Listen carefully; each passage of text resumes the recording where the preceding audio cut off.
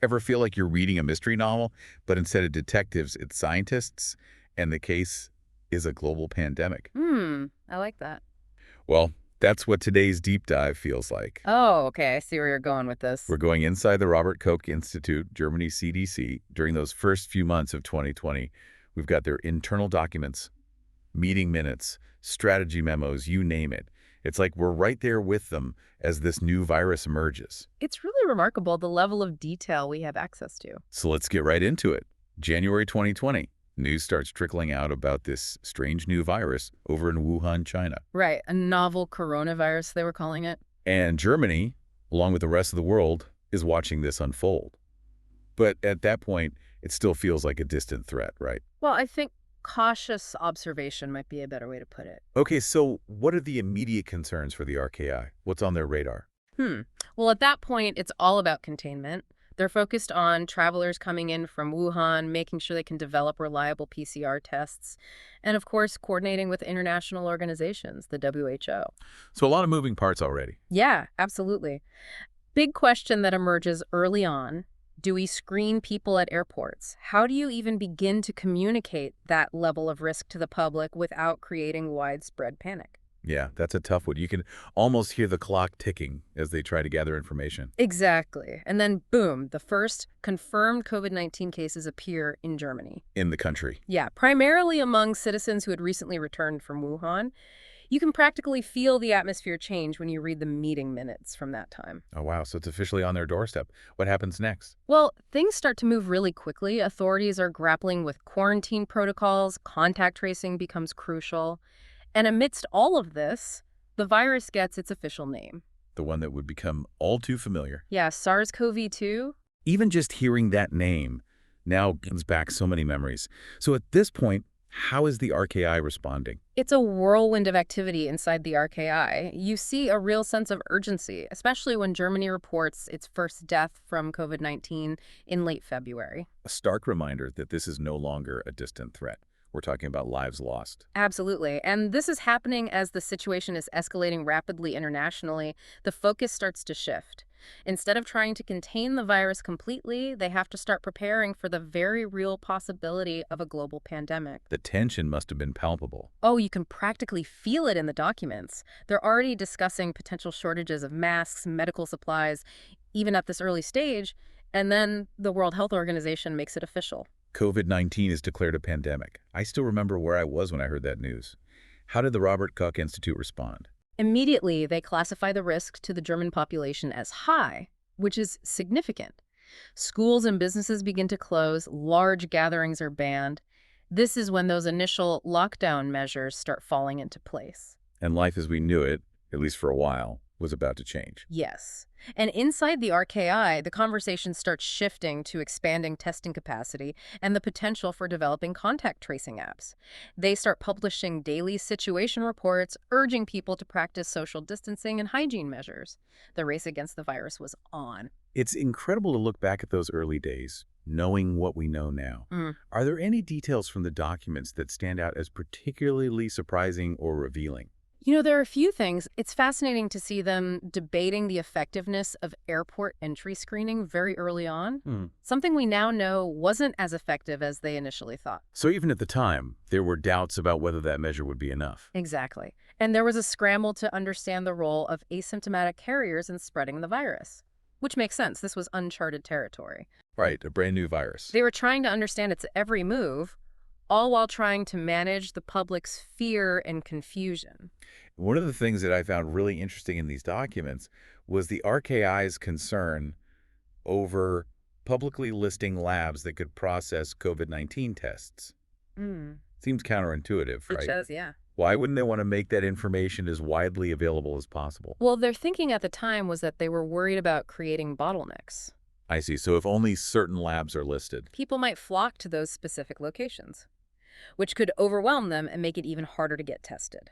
They opted for a more decentralized approach, relying on major lab suppliers to get the information out to doctors and clinics. It's a reminder that sometimes the most obvious solutions aren't always the best, especially in a crisis that's changing so rapidly. Exactly, adaptability was key. So we've got a pandemic on our hands, lockdowns are being implemented. What's the general mood like inside the Robert Koch Institute at this point?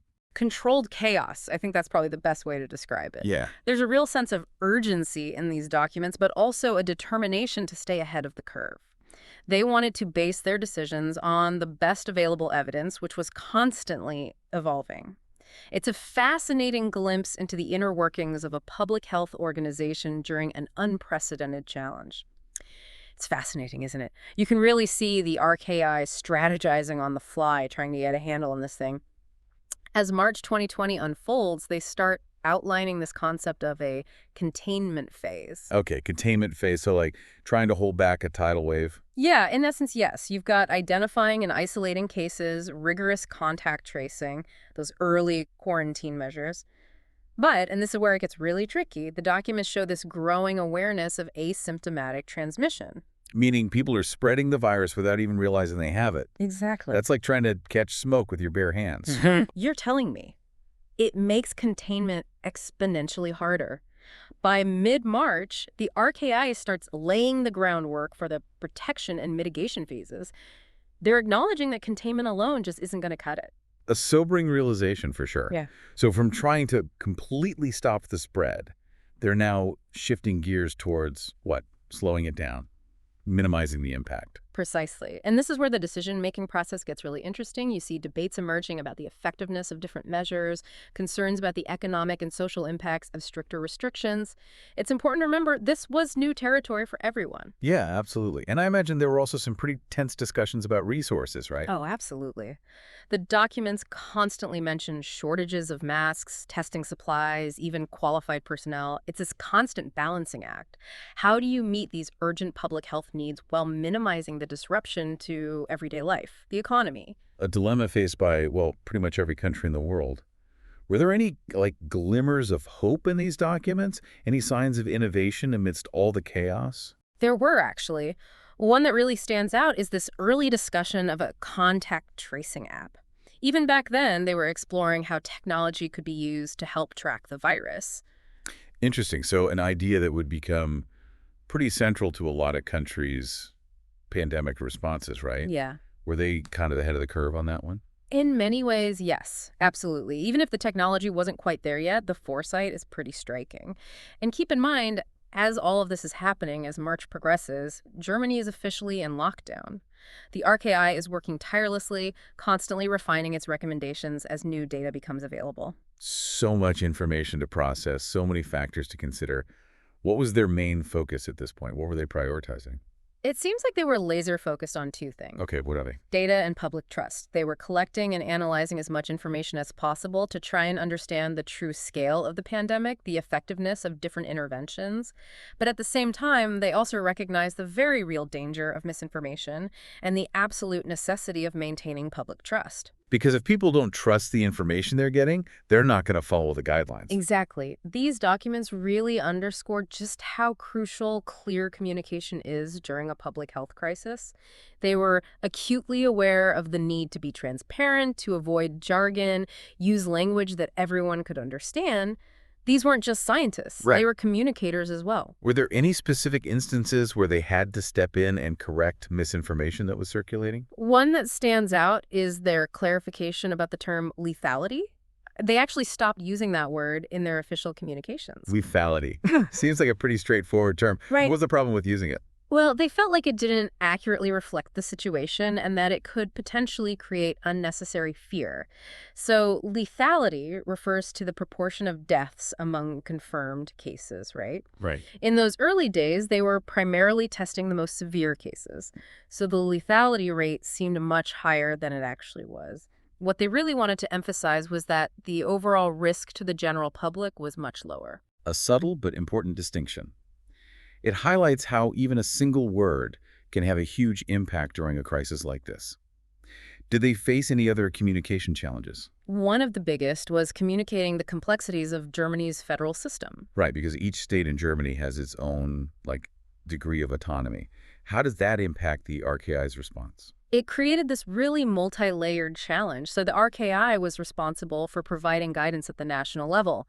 But ultimately, each state had the authority to implement its own measures. Okay. So you've got 16 different states, each with its own political landscape, its own resources, its own priorities. Did these documents give you any insight into how they navigated those challenges? Yeah, they really highlight the effort that was placed on maintaining open lines of communication with state-level health authorities. They held regular conferences, shared data and analysis, and really tried to work collaboratively to develop these consistent guidelines. That Yeah. being said, the documents do also reveal some, shall we say, moments of All tension. such as, For example, there were some disagreements about the timing of school closures. well, it's got- Some states were hesitant to close schools because of the economic and social disruptions it would cause.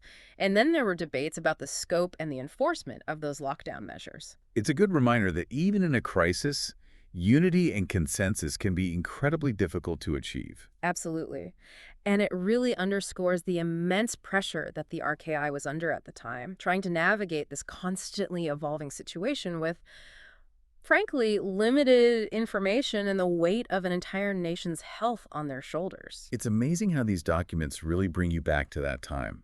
The uncertainty, the weight of the unknown. Absolutely. You can practically feel it radiating from the pages. As we move into April 2020, that sense of uncertainty only intensifies. The lockdown measures are in full effect, Right. but the big question looming over everything is what's next? The million-dollar question. Right. What does a way out even look like at this point? Well, the documents show the RKI shifting its focus to modeling, trying to predict the trajectory of the virus, gaming out different scenarios, assessing the potential impact of various interventions. So they're not just reacting to the present anymore. They're trying to anticipate the future. Exactly. They're closely watching other countries, Italy, South Korea, studying their successes, their failures, trying to glean any lessons learned, any potential strategies that could be adapted for Germany. Like a global game of pandemic chess, with the RKI trying to stay one step ahead. Precisely. And amidst all of this analysis, all of this forecasting, they're starting to see a glimmer of hope. No. The lockdown measures, as disruptive and challenging as they were, seem to be having the desired effect. Meaning. The spread of the virus is slowing down, All right. and they're managing to prevent the healthcare system from being completely overwhelmed. But the big question remains, how do you transition out of lockdown without triggering a devastating second wave? That's the tightrope walk, isn't it? Finding that balance between safety and freedom. Exactly. And the documents reveal a whole range of options being considered. A gradual phase easing of restrictions, a more rapid reopening, but with strict safety protocols in place, the need for ongoing surveillance and testing, even the potential for localized lockdowns. Were there any clear favorites among these options? Or was it still too early to tell? It was still very much up in the air. The documents actually reveal a healthy debate within the RKI. They were weighing the potential risks and benefits of each approach, trying to anticipate the unintended consequences, always keeping in mind the need to adapt as new information became available. So it sounds like they were really trying to avoid tunnel vision, to keep their options open. Exactly. They understood that this was a marathon, not a sprint, and that flexibility was going to be key. Aside from these exit strategies, were there any other noteworthy details from this period that you found particularly insightful? One thing that really struck me was their emphasis on the mental health impact of the pandemic. Oh. They recognized early on that these prolonged lockdowns, the social isolation, could take a real toll on people's well-being. Which is an aspect of these kinds of crises that's often overlooked, I think. Absolutely. And these documents show that the RKI wasn't just focused on the physical threat of the virus, they were concerned about the holistic health of the population.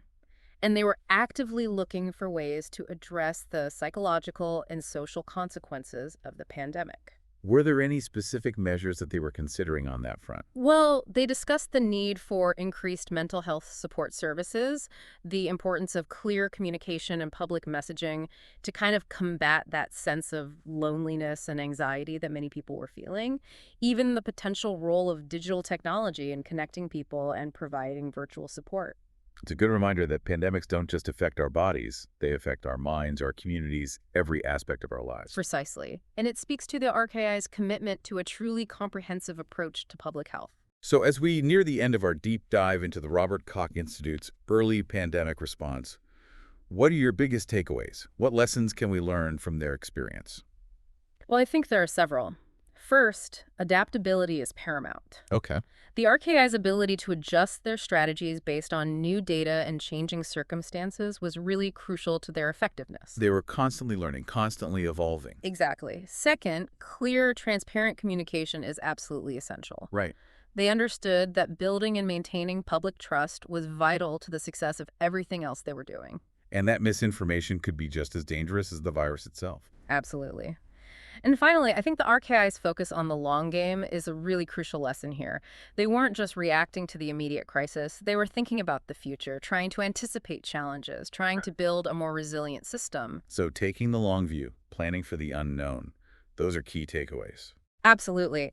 These documents provide such a fascinating case study in how to navigate a period of just unprecedented uncertainty and disruption. It's been a truly illuminating journey through those pivotal early months of the pandemic.